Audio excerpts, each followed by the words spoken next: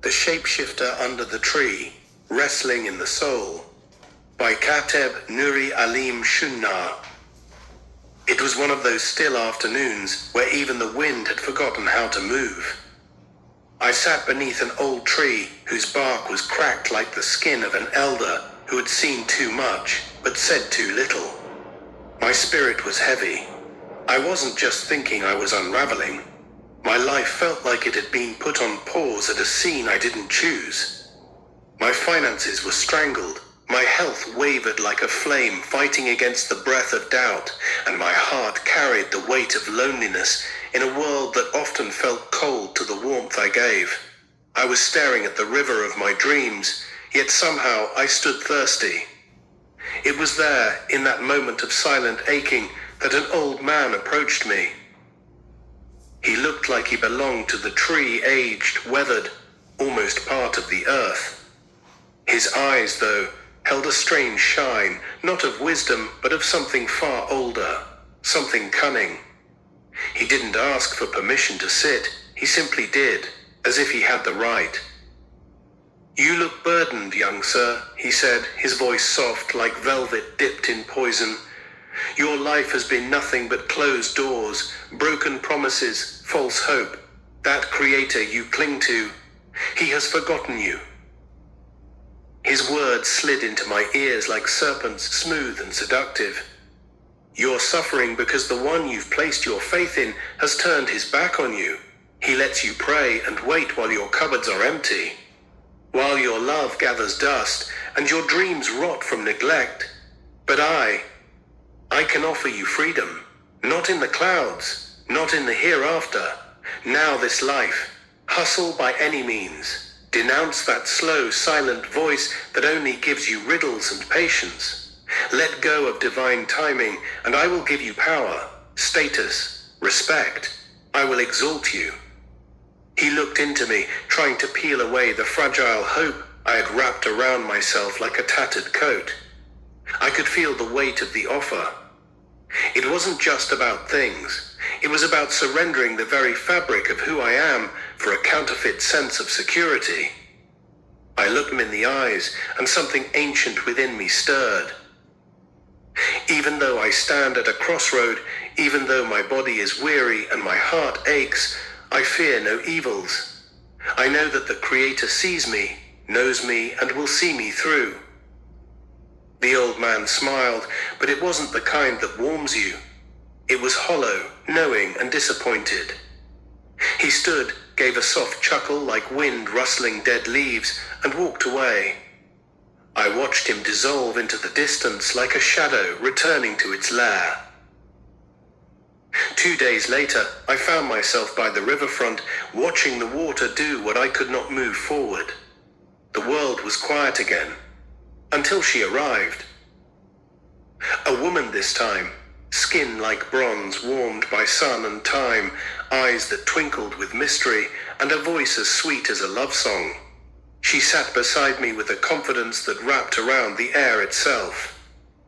"Hi, handsome," she said with a grin that should have soothed me, but instead made something in my soul recoil. "You look low. Let me cheer you up." As soon as I saw that grin, I recognized the spirit behind it. This was no ordinary woman. This was the same old man, repackaged. Another form, same mission. "Oh, shapeshifter," I whispered, "I see your persistence, but why do you keep knocking at my door?" She didn't flinch. "Because I see your pain, Kateb.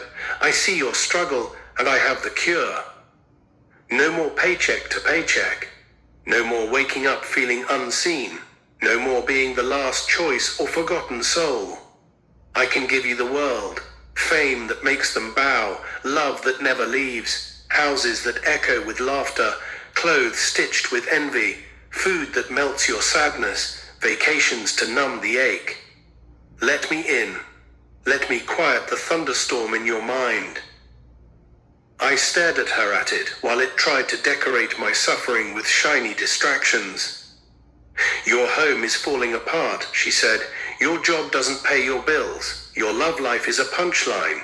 You are overlooked, dismissed, forgotten. Don't you see? You've been abandoned. Stop being loyal to something that doesn't show up for you. Let me help you help yourself. You don't need a creator. You need results. You've waited long enough. She leaned in as if to seal the deal with a whisper, but I didn't move. I looked at her again, not just with my eyes, but with the inner vision that suffering carves out of a soul. And in that moment, I saw everything, not just her mask, not just the false promises, but the trap. The same way the great ones were tested. You see, when the Creator shines a light on you, darkness gets curious. When your faith becomes iron in the fire, the adversary comes not always with horns and flames, but with reason, charm, and comfort. It was never about the money, the love, or the pain. It was always about the choice. Not just to believe in something unseen, but to know that what you can't see is more real than what you can touch. Just as Job was offered silence, loss, and suffering, not as punishment, but as testimony, I too was being observed. Not by people, but by the invisible counsel of existence. The same question echoed. Will he curse the Creator if we strip him bare? Will he stand if we remove the applause and leave him alone in the dark? I had to answer not with words, but with resolve. So I stood up, not physically, but spiritually. And I told her, the devil in divine disguise, that my faith is not for sale, not even when it is tested in fire. Because I have come to learn, it is in the pit where you discover your anchor. It is in the famine where you find your real portion. And it is in the silence where you hear the voice that noise has always tried to drown. She smiled one last time, this shapeshifter, and vanished like smoke. I sat back down at the river and wept, not because I was weak, but because I realized I had passed a test I didn't know I was taking. And somewhere deep inside, I felt the Creator smile. At the table with the tempter. It was a day like any other, and yet unlike any other. The sky hung low and heavy, the kind sky that makes even the birds think twice before flying. I had been walking for hours with no direction, only an ache in my spirit pulling me forward. My legs carried me to a clearing in the woods, the same woods where I once found peace under a wise old tree. But this time, something felt different, like the soil remembered something I didn't.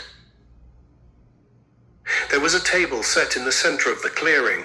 A table, polished, dark, and carved with symbols I didn't recognize, but my soul instinctively feared. There were 2 chairs, one of which was already occupied. He was not in disguise this time. No cane, no elderly face, no beautiful seductress in a red dress. He sat there in his own twisted glory. He was not flames or pitchforks. He was beautiful in the way venom shimmers in moonlight. His skin glowed like fire behind glass. His smile curled with knowing, and his eyes were ancient, bored, and burning. Come, he said, motioning to the empty chair. Let us reason together. I sat across from him, not because I trusted him, but because I knew this confrontation was written in the bones of my life long ago. Every man with a soul must eventually meet the question in the flesh. Why still believe? He leaned in and smirked. Kateb Nuri-Alim Shunnar, he whispered with mock reverence, the faithful struggler, the man who waits, and waits, and waits. Tell me, how does it feel to serve a silent Creator? I didn't answer. I let him speak. Because devils always talk too much. He sipped from a goblet that seemed to bleed darkness and said, let's run the list, shall we? Let's take inventory of this life your so-called Creator gave you, your firstborn dead, snatched before your arms could teach him how to reach for the stars. Your grandmother, your mother, 2 pillars of your world gone, ripped from your life, leaving behind echoes and shadows. Your home, broken. Your heart, exhausted. Your mind, attacked day and night with depression and panic, like vultures pecking at your peace. You sweat, you hustle, you grind, and still your pockets laugh at you. Your love life, a revolving door of disappointment. You give your all, and still you are left standing alone. He leaned forward, cruel delight shining in his eyes. All you do is work and suffer. You speak to the heavens, but the silence is louder than thunder. You dream, but every morning breaks your visions into splinters. Tell me, where is your creator? Where? What type of love is that? He rose to his feet, voice rising like a preacher in mockery. He doesn't feed you. He doesn't clothe you. He doesn't comfort you. You have to figure it out. You have to wipe your tears. You have to make decisions that break you. And you still sit here pretending there's someone guiding this chaos? You're a grown man with childlike hope. You've been patient, but all it's gotten you is suffering. His grin widened.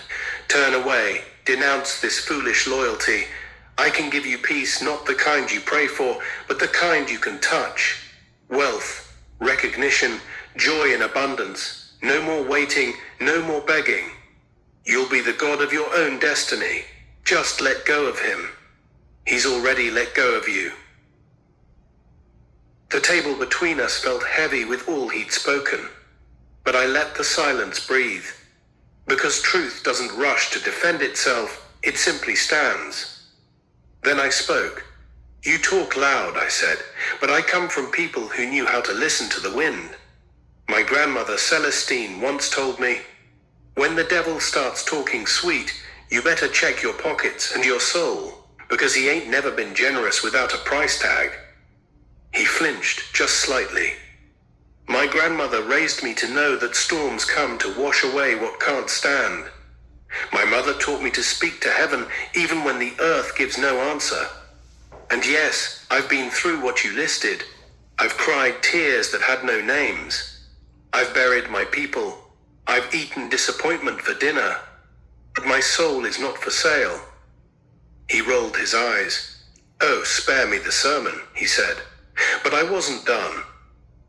Let me tell you a story my grandmother told me once, under the glow of a kerosene lamp. It was about a man who was offered a golden cage. Inside it was warmth, food, music, and pleasure. But the man refused. When asked why, he said, "A cage is still a cage, even if it's made of gold." The devil who offered it became angry, and the man replied, "Freedom is knowing your hunger doesn't own you." The devil narrowed his eyes. "And you," I said, locking my gaze with his, "you offer a gilded cage. You speak of freedom, but your kind has never known it. You offer comfort, but it comes chained to control. What you call peace is only the absence of conscience. I'd rather struggle in divine silence than flourish in your noise." His face darkened. For a second, the charm vanished, and I saw the creature he truly was, twisted, bitter, envious.